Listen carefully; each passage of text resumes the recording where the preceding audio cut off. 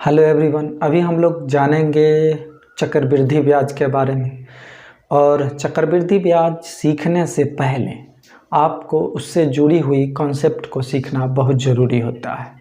अगर आप कॉन्सेप्ट जानते हैं और वो भी शॉर्टकट तरीके का कॉन्सेप्ट, तो आपको एग्ज़ाम में समय को जो होता है आप बचा सकते हैं। नहीं तो आपको क्वेश्चन बचा रह जाएगा, समय समाप्त हो जाता है। तो सबसे बड़ी आजकल की समय की नज़ाकत को देखते हुए आपको जो है चक्रवृद्धि ब्याज बनाने आने के साथ साथ टाइम भी बचाने आना ज़रूरी है, और उसके साथ साथ आपको कॉन्सेप्ट भी पता होना चाहिए। तो चलिए आज हम इसी चीज़ को जानेंगे, और आने वाले जो भी वीडियो हैं चक्रवृद्धि ब्याज पे लगातार बनेंगे। तो चलिए शुरू करते हैं। चक्रवृद्धि ब्याज क्या है? चक्रवृद्धि ब्याज को पढ़ने से पहले हम लोग एक चीज़ को जानते हैं, क्रमबद्ध बढ़ना घटना। क्रमबद्ध बढ़ना का मतलब होता है जब हम लोग कंपाउंड इंटरेस्ट निकालते हैं, CI निकालते हैं, तो इसका मतलब ही यही होता है, क्रमबद्ध बढ़ना। और घटना का मतलब होता है, क्रमबद्ध घटना का मतलब होता है बट्टा। क्या होता है? बट्टा या छूट को जानते हैं। किताब दुकान में आप पुस्तक खरीदने के लिए जाते हैं तो आपको छूट दिया जाता है, तो ये छूट होता है। तो चलिए क्रमबद्ध बढ़ना कैसे होता है तो इसको हम लोग समझते हैं। जैसे कि मान लेते हैं हमें कि दर हमको पता है कि 10% है, ठीक है, और 2 वर्ष के लिए टाइम कितना है? 2 वर्ष के लिए। तो इसका क्रमबद्ध बढ़ना कितना हो जाएगा? मतलब हो गया 10 का 2 बार बढ़ना। 2 वर्ष मतलब 2 बार बढ़ना। चक्रवृद्धि ब्याज 10% जो होता है कोई भी चीज़ का 10वां हिस्सा होता है, मतलब 10 का एक हिस्सा जो होता है 10% होता है। तो चलिए 2 वर्ष है तो 2 बार करेंगे। चलिए अब ये क्या कहता है कि मूलधन इतना है और चक्रवृद्धि ब्याज जो है एक हो जाता है, एक हिस्सा हो जाता है इस दर के हिसाब से। तो मतलब मूलधन 10 हो गया और इसका ब्याज लेके मूलधन मिश्र धन हो गया 11, फिर 10 हो गया, मिश्र धन हो गया 11, 2 बार किया। तो इसका मूलधन कितना हो जाएगा? 100 रुपया, और इसका चक्रवृद्धि ब्याज सहित मिश्र धन कितना हो जाएगा? 121 रुपया। तो ब्याज कितना हो गया? तो 21 रुपया हो गया। ठीक है, इस चीज़ को हम लोग समझें। मतलब 2 बार लगातार बढ़त, मतलब क्या हुआ? 10 का तो 10% है और 10 का 10%। 10 का तो पहले तो 10 का 10% दोनों वर्ष में सामान्य रहेगा, और 10 का 10% मतलब 1, मतलब हो गया 21% की बढ़त होगी अगर लगातार 10% की बढ़त होती है तो।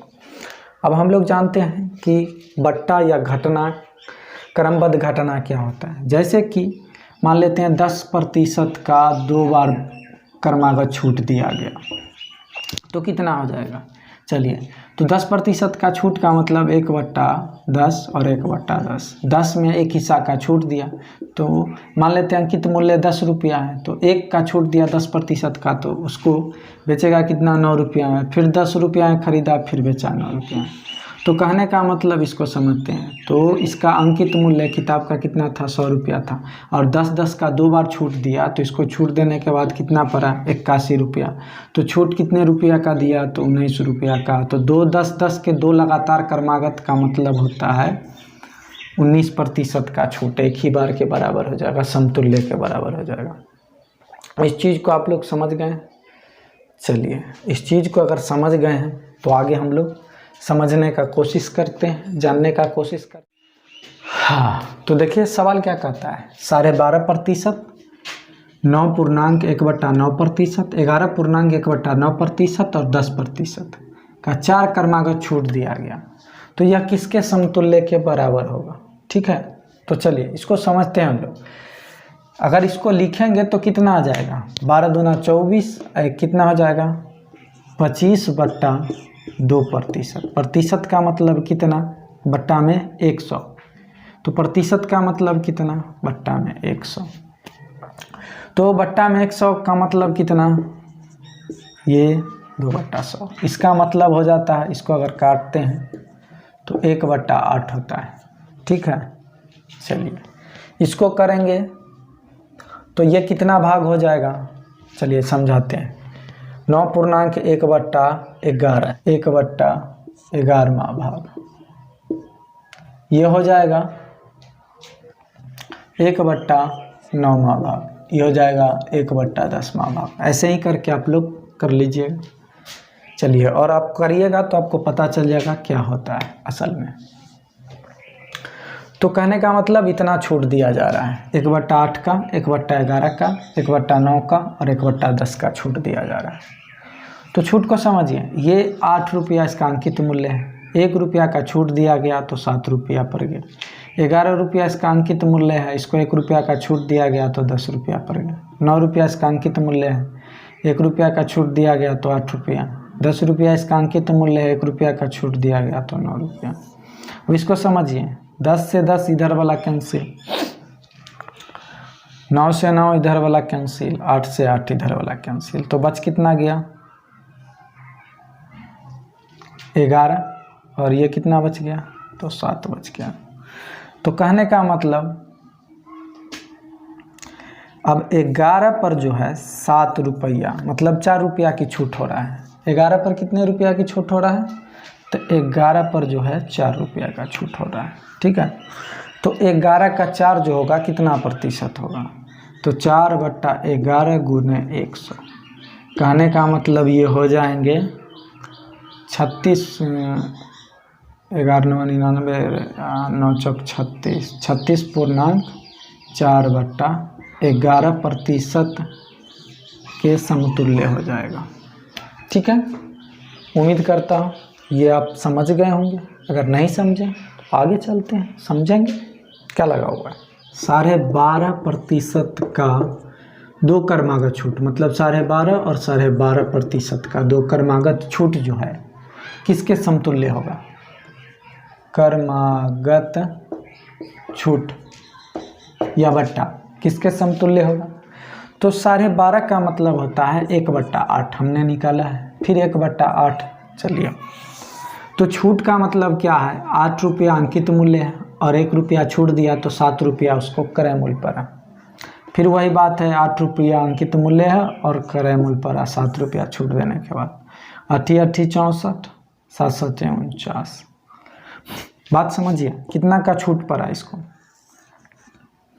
इसको छूट पड़ा 15 रुपया का। 64 रुपया अंकित है, 15 रुपया छूट दिया तो क्रय मूल्य पर गया 49 रुपया। तो छूट देने के बाद तो कितना पर है, 15/64 गुने 100। तो कितना हो जाएगा, 4 से कटेगा 16 चौका 64 और 4 से कटेगा तो 25।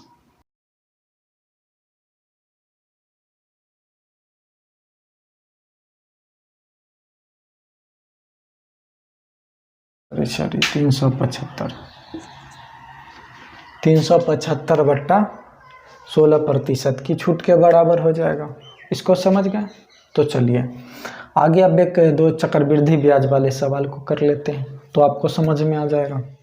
तो अगला सवाल पे चलते हैं। क्या सवाल कहता है, समय दिया हुआ है 2 वर्ष, आपका दर दिया हुआ है 12.1/2%, कहने का मतलब 12.5%।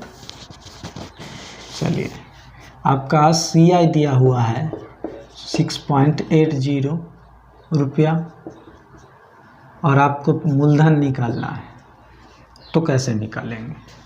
तो चलिए, हम लोग तो जानते हैं 12.1/2% का मतलब होता है 1/8, 8 का 1वां भाग लग रहा है, तो 2 वर्ष है तो 2 बार 1/8। तो यहाँ कितना हो जाएगा, यहाँ तो दर हो जाएगा, मूलधन इतना हो जाएगा और मिश्र धन हो जाएगा 9। मूलधन इतना हो जाएगा और मिश्र धन हो जाएगा 9, मतलब एक हिस्सा जोड़ के ये चक्रवृद्धि ब्याज हो गया और ये कितना हो गया आपका, ये आपका हो गया मूलधन। तो ये दोनों मूलधन हो गया और ये ब्याज हो जाएगा, मिश्र धन हो जाएगा 9 करेंगे तो। इसको गुना करेंगे तो 64, इसको गुना करेंगे तो 81। तो बढ़ कितना गया, तो 17 बढ़ा। कितना बढ़ा, 17 बढ़ा। अब देखिए 17 जो हो गया इसका क्या हो गया, ब्याज हो गया, चक्रवृद्धि ब्याज। तो 17 चक्रवृद्धि ब्याज है, तो 17 बराबर कितना दिया हुआ है 6.80। तो इसको लिख सकते हैं 6.80 जीरो के बदला यहाँ बट्टा में 100 दे सकते हैं, दशमलव हटा के, जीरो ख़त्म। चलिए इधर 17 है, 17 से काटेंगे, 17 चौका 68, तो 4/10 आ गया यूनिट का मान। अगर मान लेते हैं 1 यूनिट इतना का है तो हमको मूलधन कितना था, तो 64 था, तो निकालना 64 था, तो 64 गुने 4/10 मतलब कितना, 64 चौका 256/10 मतलब 25.6 रुपया। यह हो गया आपका मूलधन। ठीक है, उम्मीद करता हूँ समझ गए होंगे। तो एक सवाल मैं आप लोग को होमवर्क के रूप में देना चाहता हूँ। सवाल क्या है देख लीजिए। आपको करना क्या है, ये यही रहने दीजिए, 16.2/3% और ये हो जाएगा 1470 रुपया। CI हो गया आपका 1470 रुपया। आपको जो है मूलधन ज्ञात करना है। समय 2 वर्ष। CI जो दर हो गया 16.2/3% और CI 1470 रुपया। मूलधन आपको ज्ञात करना है और ज्ञात करके आपको जो है कमेंट बॉक्स में बताना है कि इसका जो मूलधन है कितना आएगा। तो दोस्तों उम्मीद करता हूँ आप इस तरह के कॉन्सेप्ट और सवाल बनाने का तरीका को सीख गए हैं, समझ गए हैं। और ये वीडियो कैसा लगा हमें कमेंट बॉक्स में अवश्य बताएं। यदि अच्छा लगा है तो लाइक करें और शेयर करें। जो लोग अभी तक चैनल को सब्सक्राइब नहीं किए हों वो सब्सक्राइब कर दें।